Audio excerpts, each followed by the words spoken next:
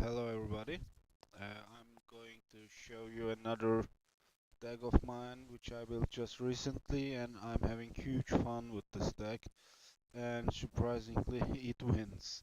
This deck I built around the card you see on the right, Grimgrin. It's an interesting card. I was exploring,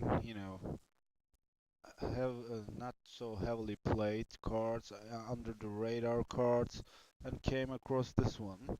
And when I started thinking about this card, I realized that there were many different ways one can build his Grimgrin deck. And the one you see here is a three-colored deck, which also splashes green for the cards you also see. But mainly my reason is Glissa and Garuk. Alright, so what do I do here with the main deck? As I said, the reason I built this deck is Grimgrin. So I try to, when I'm playing this deck, I try to sacrifice things to Grimgrin so that I can untap him and then attack and kill things. So the creatures I have in my deck are all great when you sacrifice them, such as Viridian Emissary. Uh, we all know what this does, so I will not explain. Perilous Smear. Perilous Smear is also a great. It's basically a shock. I cannot kill Mirren Crusader, for example, with my removal. So Perilous Smear is my shock, killing Mirren Crusader, for example, and it's great when you sacrifice it to Grimgrin. Another such card is Solemn Simulacrum. Again, we all know what it does, but and the reason I have these artifact creatures is, of course, Glissa, a perfect card. And if you can, sack a Perilous Mirror to Grimgrin and kill the creature on the other side of the table.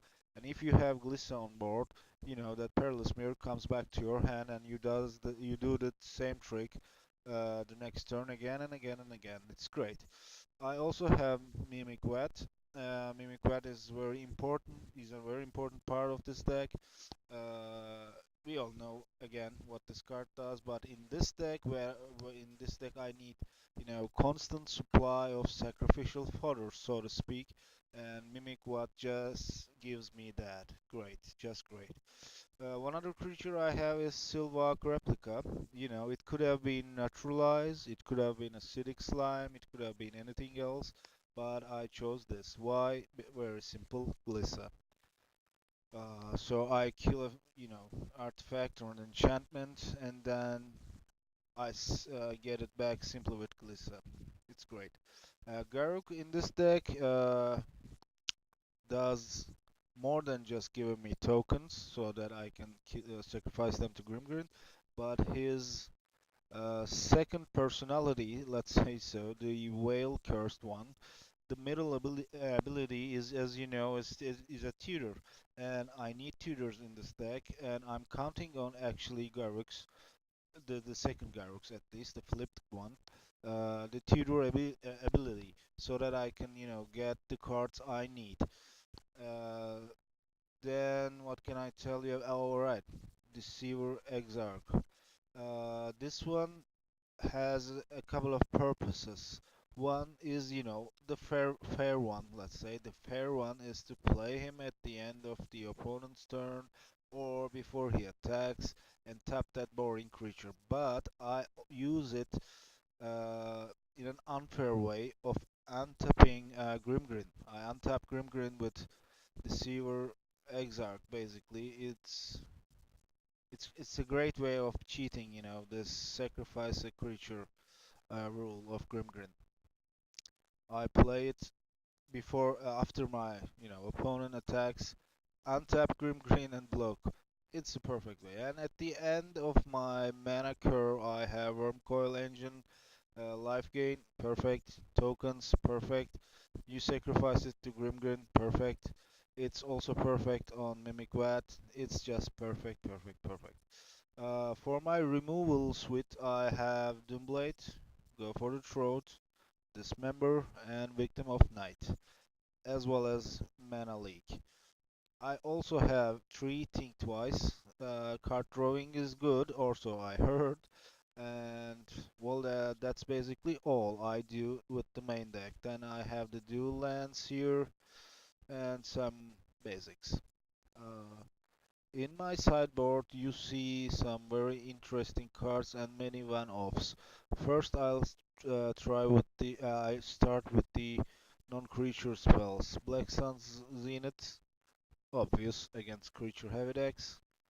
Wretched Bomb mostly comes against tokens, of course, but also against mono red. Mono red, as you know, plays lots of one drops and two drops, and Wretched Bomb kills them very easily. It's a great card. Spell Bomb against decks, you know, abusing the graveyard. Sorin's Thirst, I also side in against aggro or even against Wolf Run ramp decks. You know, I can kill their creature with my Doomblade, go for the throat, and etc. But killing their, Inkmount Nexus is also important. Therefore, I like to have instants that kill creatures. It's also great against, basically anything. Negate is against control, and then I have lots of one-offs, as in creatures. Tron, one Tron, one Tree of Redemption, Viridian Corruptor, Massacre Worm, and Evil Twin.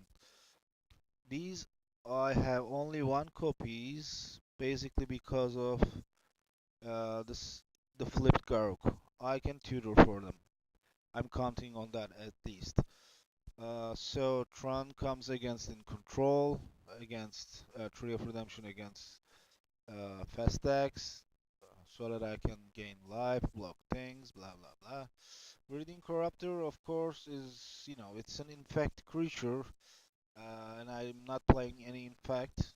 Uh, but I chose this one because of its mana cost. I mean, 3 mana.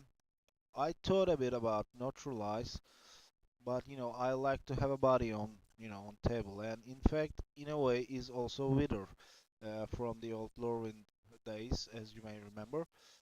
It makes the creature it blocks smaller, which is important. And acidic slime, of course, is much nicer than this, but that costs 5. This one costs 3, and mana is important. All right. One other thing against tokens mainly. An Evil Twin is an experimental card I have here. It could have been, of course, anything else, but Evil Twin is an interesting card. I'm toying with it for at least these days.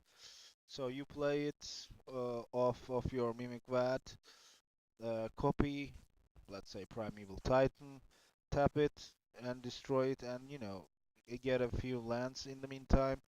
It's a body, it's a removal, it's everything. You can also target legendary creatures so that you can kill them. It's an interesting card. I like to keep one copy. Alright, so this is the deck I built around Grimgrin, and let's see it in action. I just recorded a game, just one game, and let's see what this deck can do. Alright, let's start. I kept this hand and start with Woodland Cemetery. Then I'll play my Swamp. Here I see that my opponent is playing something that abuses the graveyard, obviously.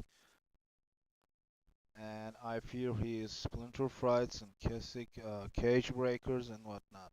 So I just kill this immediately.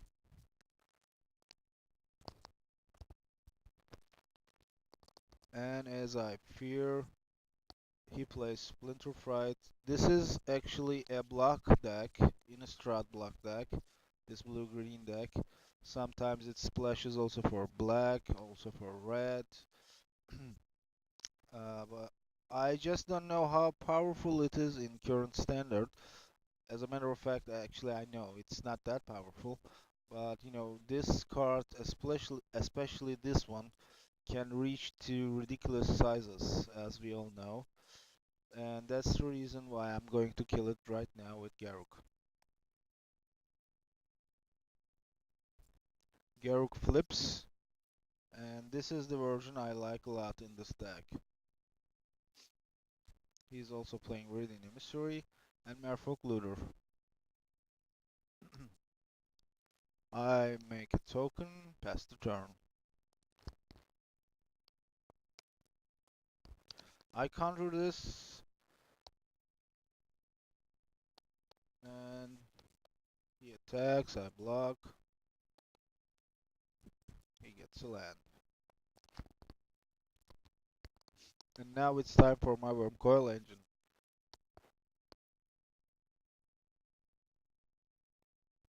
The reason why the deck he plays isn't that good in today's standard is it's very slow. I mean, in block it's okay maybe, and you don't have all the correct answers to fight his deck, fight this deck. But here we have, for example, the spell bomb to empty all his graveyard, and we have, things like this.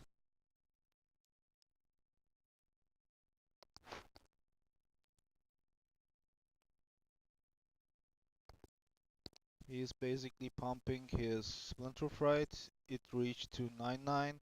I attack with my two Death Touch creatures and then search for Glissa. What makes Glissa that special is, of course, the first strike and Death Touch. So, in theory, at least, the moment he attacks with his Splinter Fright, and I block with Glissa, and it dies. You know, it simply dies without dealing me damage. It's so important, and that was the reason why I tutored Glissa with Garuk.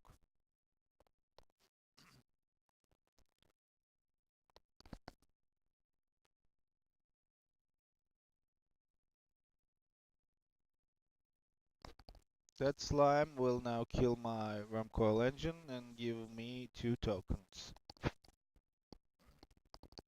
I'm perfectly fine with that, of course, because I have Glissa and now I have my Mimic Bad, and I can, get my Wormcoil engine back anytime I need him.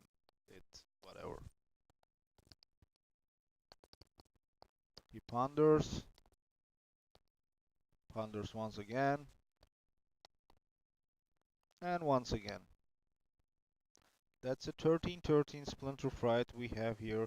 That's the second one, and please do remember that this creature has trample. And that's the reason why I believe Glissa is so perfect in this matchup. Now I have my acidic slime, his acidic slime at least, imprinted on my Mimic Wet. I have my Worm Coil engine back. Everything looks so good at the moment. One island gone. I attack with my Death Touch token, sacrifice it to Garuk, and get me my superstar Grimgrin.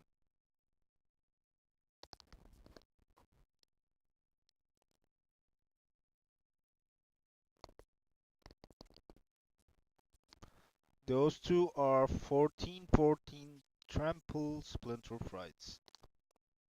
I mean, they are huge right now, and normally any other deck could have been dead at this moment. But I have my Glissa, and I have this thing with me as well, the Silver Exarch.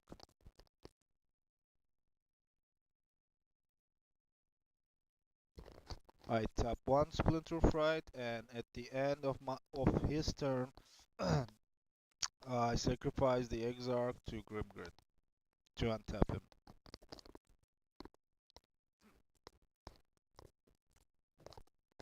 Now I attack and destroy one Splinter Fright.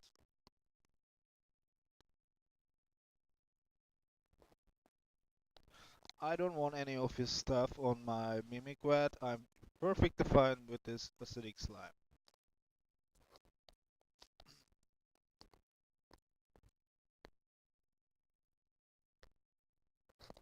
He's searching and searching for answers, but cannot find anything.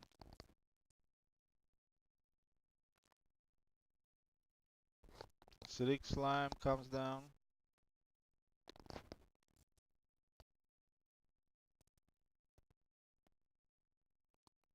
Attack, I destroy Splinter Fright, and the game ends on turn 11. So that was just one quick game, which was, helpful in showing you what this deck can do. And I'm sure it showed you why I think so highly of Garuk Whale Cursed. It just tutored me Glissa, and with Glissa's help, I held his Splinter Frights 2020 at bay. First strike that touch kills upon touching. Then I tutored for Grimgrin and started killing his stuff. Alright, I hope you like this deck. It's not, a competitive deck that can win you, daily events or anything like that. But it's perfect, I mean perfect, if you play paper Magic and go to Friday Night Magic tournaments. If you like to play something original that can also win, I'm, strongly suggesting you this deck. It's just perfect. Okay, thanks for watching.